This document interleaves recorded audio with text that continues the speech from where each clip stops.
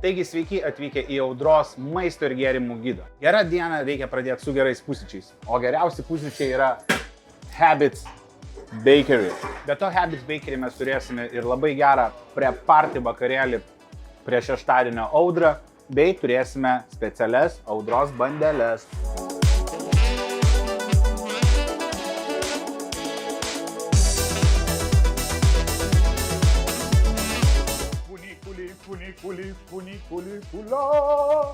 Esame nuostabiam legendiniam funikulieriuje.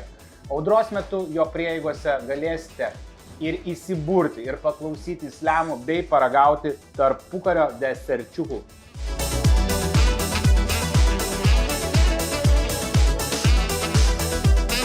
Kaune pasiilgstu kelių dalykų ir vienas iš jų yra šis restoranas. Tai Mokša.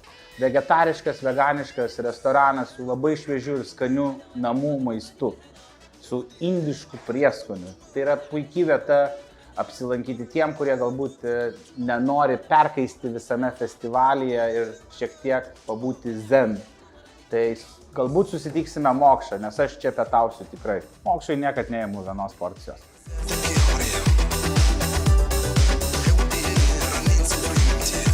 Taigi lankomės dar vienoje mano top vietoje Uokse ir šalia manęs vyriausiasis virtuvės šefas Artūras šiek tiek papasakos apie naują meniu. Tai ką Audros lankytojai galės paragauti pas jūs Audros festivalio metu?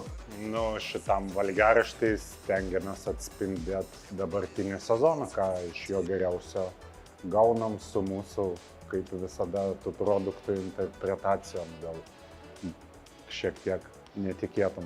Rabarbarų bus. Bus ir ne vienoj formai. Viskas, kviečiame apsilankyti, beje, Uoksas turi, jeigu pasuktumėt kamerą šiek tiek šoniau, geriausia vynų kortą mieste. Tad susitikime Uokse skanios ir geros vakarienės. Yra toks posakis, nėra namų be dūmų, bet ar girdėjote posakį, nėra festivalio be pagirių?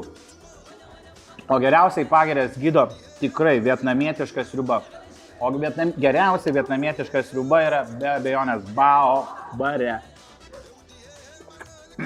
Tikrai sekmadienį Tad sekmadienį, kokią 3 dienos ryto, kviečiame ateiti ir paragauti skanios sriubytės.